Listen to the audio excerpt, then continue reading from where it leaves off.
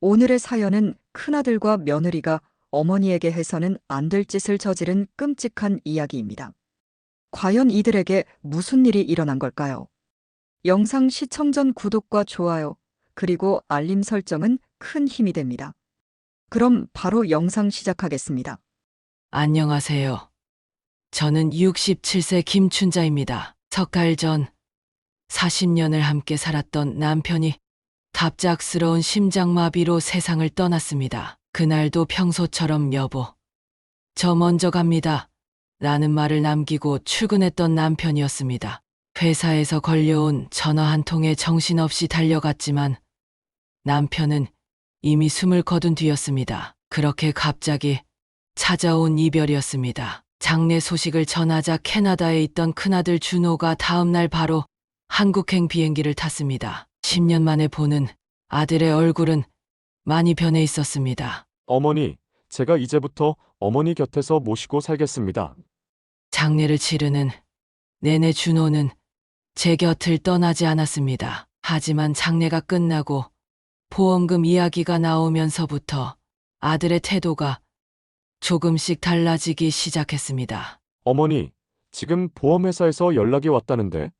장례를 마친 지 일주일째 아들 준호가 저를 조심스럽게 바라봤습니다. 저는 눈물을 닦으며 고개를 끄덕였습니다. 남편이 제게 남긴 생명보험금은 3억이었습니다. 결코 적은 돈은 아니었지만 남편이 저를 위해 평생을 모아둔 마지막 선물이었습니다. 아들은 장례식이 끝나고도 한국에 계속 머물렀습니다. 처음엔 어머니를 걱정하는 듯 했지만 보험금 이야기가 나온 후부터 묘한 긴장감이 감돌았습니다. 어머니, 캐나다에서의 사업이 실패했어요. 사실, 많이 힘들었습니다. 식탁에 앉아 커피를 마시던 어느 날 아들이 털어놓았습니다. 그의 눈빛이 서글퍼 보였지만 왠지 모를 계산된 듯한 느낌이 들었습니다. 큰 빚을 지고 왔어요. 어머니가 도와주시면 제가 다시 시작할 수 있을 것 같아요. 가슴 한켠이 서늘해졌습니다. 아들의 말투는 공손했지만 그 속에 숨은 의도가 읽혔기 때문입니다. 며칠 뒤 며느리도 캐나다에서 들어왔습니다. 그날부터 우리 집의 분위기는 완전히 달라졌습니다. 어머님, 아버님이 남기신 보험금으로 저희가 사업을 다시 시작하면 어떨까요? 며느리의 말투는 공손했지만 그 속에 담긴 욕심이 느껴졌습니다. 남편이 제게 남긴 마지막 선물인데 가슴이 조여왔습니다. 어머니, 저희가 잘 모시겠습니다. 저희 집으로 이사 오시면 좋겠어요. 준호의 말에 순간 소름이 돋았습니다. 제 집을 팔고 보험금까지 내어주길 바라는 속내가 보였기 때문입니다. 엄마가 그 큰 집에서 혼자 사시기엔 너무 위험하잖아요. 하루가 다르게 아들과 며느리의 말투가 노골적으로 변해갔습니다. 눈빛도 달라지고 행동도 조심스럽지 않았습니다. 그런 큰 돈을 혼자 관리하시기에는 어머님 연세도 있으시고 며느리의 말 한마디 한마디가 가시처럼 가슴을 파고들었습니다. 겉으로는 걱정하는 척하지만 그 속내는 이미 뻔했습니다. 어느 날 아침 아들과 며느리가 서류 뭉치를 들고 찾아왔습니다. 어머니, 이제 저희가 모든 걸 관리해드리겠습니다. 서류를 펼치는 아들의 손이 떨리고 있었습니다. 보험금 관리 위임장, 부동산 매매 계약서, 한 장 한 장 넘기며 설명하는 아들의 눈빛이 낯설게 느껴졌습니다. 어머님 서명만 해주시면 돼요. 저희가 다 알아서 할게요. 며느리의 목소리는 다정했지만 손가락으로 서명란을 가리키는 모습이 마치 독수리가 먹이를 노리는 것 같았습니다. 저는 천천히 고개를 들어 아들을 바라봤습니다. 아들은 제 시선을 피했습니다. 준호야, 이게 다 너희를 위해서니?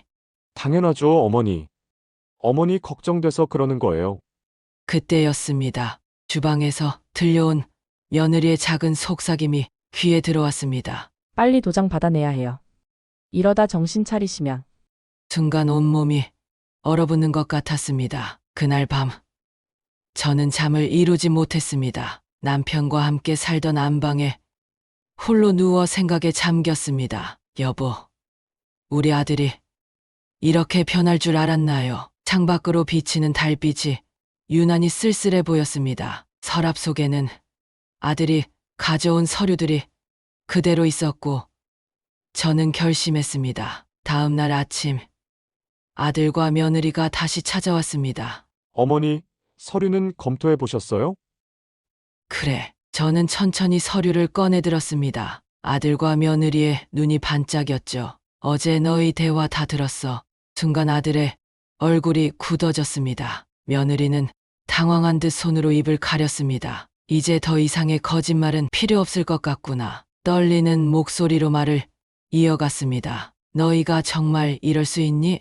서류를 찢어버린 후 그들을 똑바로 쳐다봤습니다. 40년을 함께 살았던 남편이 제게 남긴 마지막 선물을 자식이라는 이름으로 빼앗으려 했던 그들의 민낯이 적나라하게 드러난 순간이었습니다. 이제 더는 볼 일 없을 것 같구나. 돌아가거라. 단 한마디를 남기고 등을 돌렸습니다. 아들과 며느리는 한동안 자리에서 일어나지 못했습니다. 그들의 완벽했던 계획이 물거품이 된 순간이었죠. 그들이 떠난 후 가방에서 제가 몰래 녹음해둔 증거들을 꺼냈습니다. 보험금을 노리고 저를 요양원에 보내려 했던 대화들, 집을 팔아 도망가자는 계획들, 모든 것이 고스란히 담겨 있었습니다. 변호사 사무실로 향하는 발걸음이 무거웠습니다. 하지만 이제는 돌이킬 수 없었습니다. 자식이라는 이름으로 저지른 배신을 그냥 넘길 수는 없었으니까요. 변호사와의 상담이 끝나고 집으로 돌아오는 길, 갑자기 휴대폰이 울렸습니다. 작은 아들이었습니다. 어머니, 큰형이 어머니 재산을 노린다면서요? 제가 지금 당장 찾아가겠습니다. 가슴 한켠이 아려왔습니다. 준호의 계획을 알게 된 동생이 화가 난 것이었죠. 하지만 전 이미 결심을 마친 후였습니다. 얼마 후 법원에서 첫 재판이 열렸습니다. 준호와 며느리는 제가 증거를 가지고 있으리라고는 상상도 못했던 듯했습니다. 녹음된 대화가 법정에 울려 퍼질 때 그들의 얼굴이 창백하게 변했습니다. 엄마한테 거짓 진단서를 받고 보험금만 받으면 바로 요양원으로 보내버리자. 증거를 들은 판사님의 표정이 일그러졌습니다. 아들과 며느리는 고개를 들지 못했습니다. 저는 마지막으로 한마디를 남겼습니다. 자식이라는 이름으로 부모를 속이고 재산을 빼앗으려 했던 너희들이 이제는 내 자식이 아니다. 법정에서의 판결 이후 일상은 다시 조용해졌습니다. 판사는 제 손을 들어주었고 아들 부부의 불법 행위에 대해 엄중한 경고를 내렸습니다. 작은 아들이 새벽마다 들러 안부를 묻고 딸아이도 자주 찾아와 살뜰히 챙겨줍니다. 이제는 그들과 함께 소소한 일상을 나누는 것이 가장 큰 행복이 되었습니다. 며칠 전 큰아들이 무릎을 꿇고 찾아왔습니다. 어머니, 저희를 용서해 주세요.